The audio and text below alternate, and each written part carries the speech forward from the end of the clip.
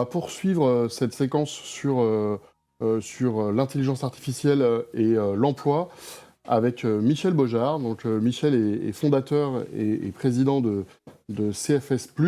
Il est aussi vice-président de l'Internet Society France. Et avec CFS+, et l'outil MyCertif, vous accompagnez chez CFS+, les organisations dans tout ce qui touche aux compétences et plus particulièrement à la certification des compétences. Et donc, Michel va vous parler d'une science dans laquelle il excelle, c'est la présence de l'intelligence artificielle dans les répertoires nationaux et les répertoires spécifiques de France Compétences. Alors en principe, on a une présentation, si tout va bien, qui devrait arriver. Et voilà, formidable. Et du coup, non, voilà. Et du coup, Michel, tu as la parole. Merci, merci Nicolas, merci à toutes les personnes qui sont là et en ligne. Donc moi, je vais continuer un petit peu le sujet de intelligence artificielle et emploi en étudiant assez rapidement ce dont on dispose sur l'intelligence artificielle et l'IA, puisqu'il y a deux façons de chercher les certifications. C'est soit par intelligence artificielle, soit par IA. Et on va voir ce dont on dispose dans les répertoires nationaux de France Compétences. Alors, pour résumer les répertoires nationaux de France Compétences, c'est d'abord le répertoire national des certifications professionnelles, RNCP. Le RNCP contient les diplômes d'État, des écoles, des grandes écoles, des écoles d'ingénieurs, etc. Ça, ce sont les diplômes. Ensuite, on a les titres professionnels du ministère du Travail. Il y en a 268, je crois. Et puis, on a ce qu'on appelle les CQP, les certifications de qualification professionnelle, qui appartiennent aux branches professionnelles. Et puis, les titres à finalité professionnelle, qui sont là, les titres à finalité professionnelle sont réalisés par les entreprises privées. Voilà. Et ensuite, on a un deuxième répertoire, qui est le répertoire spécifique, qui, lui, contient des compétences particulières, qui sont des compétences complémentaires pour un ou plusieurs métiers. Par exemple, quand on est technicien et qu'on veut devenir technico-commercial, il faut qu'on ait des compétences commerciales. Eh bien, on acquiert ces compétences commerciales qui sont spécifiques et qui me permettent de devenir technico-commercial. Mais tant que je suis technicien et que je n'ai pas les compétences commerciales, j'ai du mal à devenir technico-commercial. C'est pour résumer un petit peu à quoi sert le répertoire spécifique. Alors, les blocs de compétences sont aussi quelque chose de très important. C'est ce qui constitue les répertoires, les certifications des répertoires nationaux. Au RNCP, toutes les certifications sont constituées par des blocs de compétences. Et chaque bloc de compétences fonctionne de manière indépendante. Et je peux acquérir un bloc de compétences tout seul, en particulier par une VAE. Et ça, c'est très intéressant et on peut le rapprocher un petit peu des micro-certifications dont on pourra reparler. Mais sauf que c'est une micro-certification validée par l'État, puisque c'est enregistré au répertoire national et c'est lié à une certification RNCP. Pour obtenir la certification, je dois avoir tous les blocs de compétences de la certification. Mais je peux avoir un bloc de compétences tout seul. Donc on a comme une sorte de répertoire spécifique à l'intérieur du RNCP. Bon, c'est peut-être un peu technique ce que je vous explique, mais vous allez voir comment ça fonctionne. Alors, la durée d'enregistrement, c'est une question qui est importante. Quand on dépose une certification dans un des deux répertoires de France Compétences, en réalité, c'est une commission qui décide de l'enregistrement ou pas. Cette commission, France Compétences, en fait, fait l'administration des dossiers. Mais c'est la commission qui décide. Et c'est qui la commission? Ce sont d'abord les partenaires sociaux, donc les 5 syndicats de salariés, CFDT, CGT, Force ouvrière, etc. Les représentants du patronat, MEDEF, CGPME, UDP, tous les ministères ont tous un représentant au répertoire, à la commission de la certification, et puis les régions. Et puis on a quelques personnalités qualifiées. Voilà. Et donc cette commission se réunit chaque mois Et chaque mois, la commission valide ou pas des dossiers qu'ils ont présentés par des organismes de formation, par des ministères, par des branches, etc. Et nous, notre travail chez CFS+, c'est d'accompagner des entreprises pour déposer des demandes. C'est des dossiers qui sont très complexes à monter et l'enregistrement est assez compliqué à obtenir, ce qui donne une vraie valeur sur le marché du travail aux certifications validées par France Compétences. On disait autrefois certification reconnue par l'État. C'est la même chose. Voilà. Alors, j'ai fait des recherches sur notre moteur de recherche qui s'appelle Mescertif, que vous retrouvez sur mescertif.fr. C'est un moteur de recherche qui permet de retrouver toutes les certifications enregistrées chez France Compétences, RNCP, RS, et les blocs de compétences que nous sommes les seuls à montrer aujourd'hui sur le marché. Et puis, de trouver à partir de cette certification les formations qui peuvent me conduire à cette certification. Formation continue, formation initiale, apprentissage, contrat de professionnalisation et VAE. Et puis même les candidatures individuelles qui sont quelque chose que tout le monde oublie, mais quelque chose d'important. C'est-à-dire que si j'ai les compétences pour passer un examen, pourquoi est-ce que je n'irais pas passer l'examen et obtenir la certification sans avoir à me former, puisque je suis déjà capable de répondre à l'examen. Alors, j'ai fait une recherche, bien évidemment, sur intelligence artificielle et une recherche sur IA, puisqu'on a les deux, et je vous ai fait une image sur ChatGPT, donc IA contre intelligence artificielle. Voilà, c'est un petit clin d'œil. Donc, au 15 novembre 2024, il y a 18 certifications RNCP RS enregistrées avec la mention intelligence artificielle. Il s'agit de 14 certifications RNCP et diplômes, certifications métiers.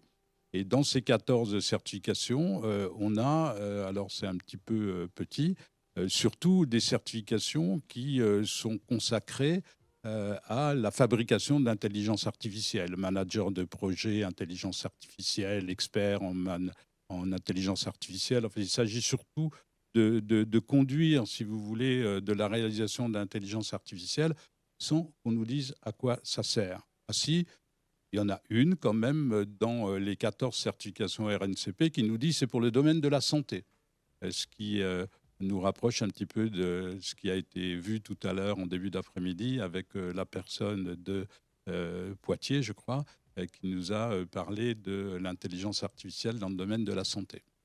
Voilà, un seul domaine qui est répertorié. Donc moi, ce qui m'intéresse avec ce sujet, c'est de dire, bon, quel est l'impact de l'intelligence artificielle sur le marché de l'emploi, de l'industrie, de qu'est-ce que l'on peut créer avec cela.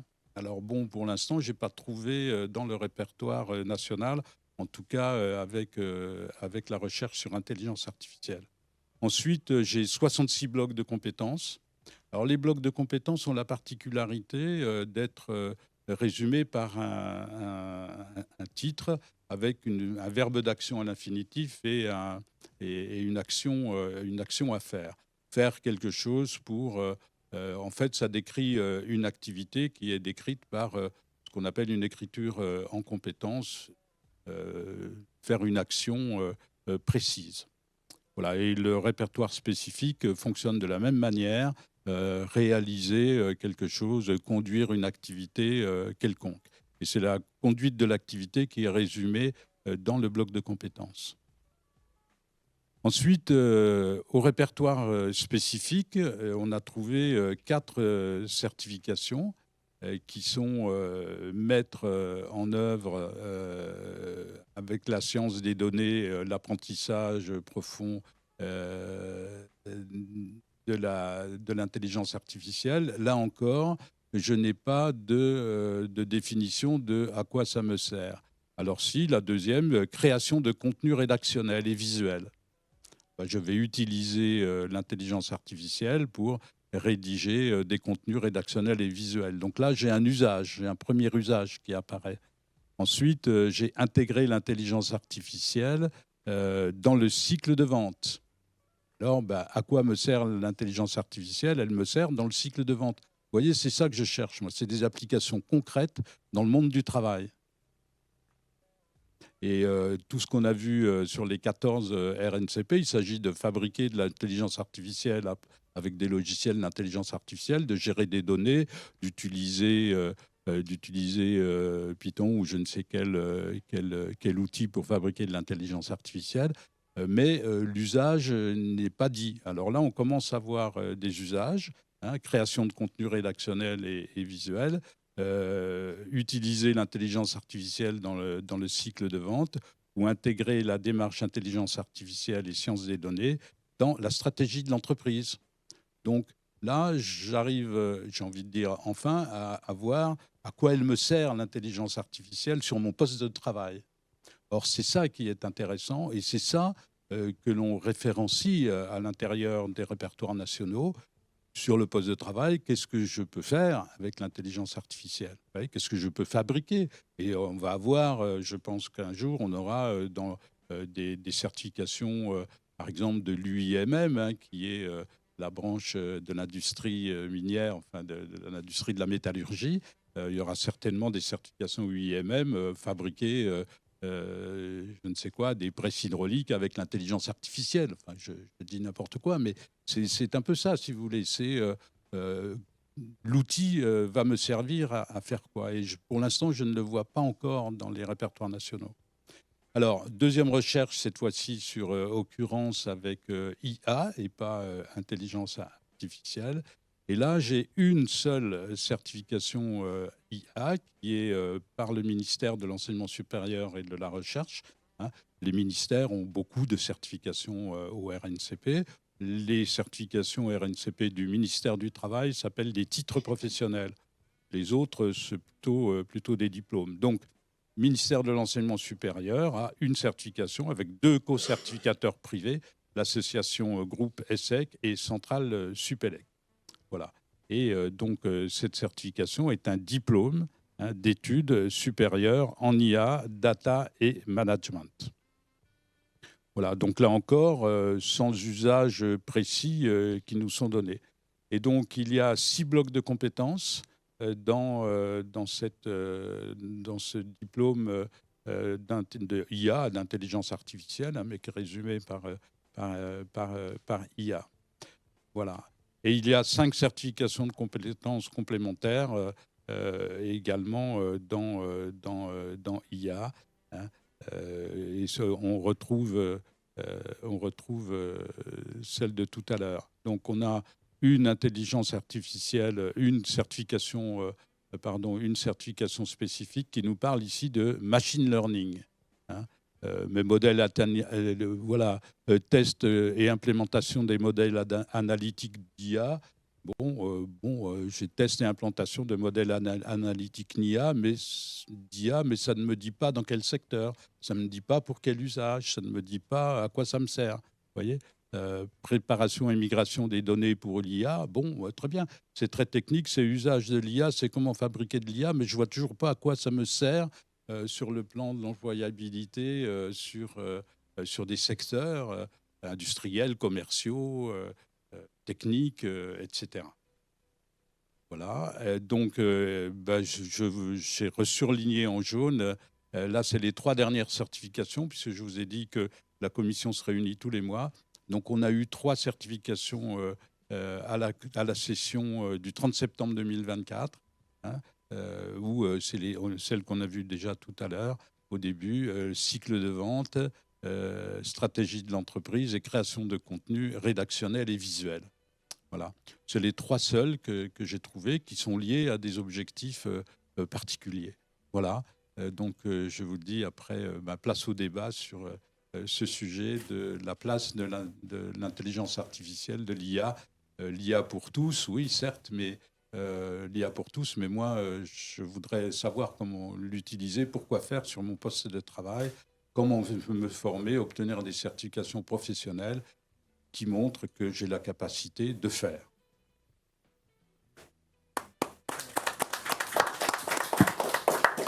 Merci, Michel Bojard. Moi, alors, si vous avez une question, on peut prendre une question. Moi, j'avais une première question, c'est je sais pas au registre spécifique, mais au RNCP, les cycles sont très longs. les cycles sont plus courts quand les métiers sont en tension. Et est-ce que, selon l'État et chez France Compétences, est-ce que l'IA c'est considéré comme un métier en tension? Avec le micro. Alors, Avec le micro.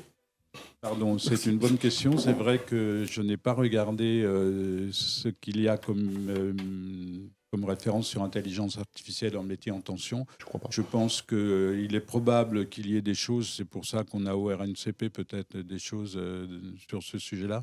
Donc je ne répondrai pas à la question, j'expliquerai simplement que il y a une liste des métiers émergents, on les appelle plutôt métiers émergents, une liste annuelle. Et donc, c'est la commission de la certification dont je vous ai parlé qui, tous les 6 mois, met à jour la liste annuelle pour l'année ou les 2 années qui viennent. Et quand on veut présenter un dossier sur un métier en tension, on est dispensé de présenter ce qu'on appelle des cohortes de certifiés.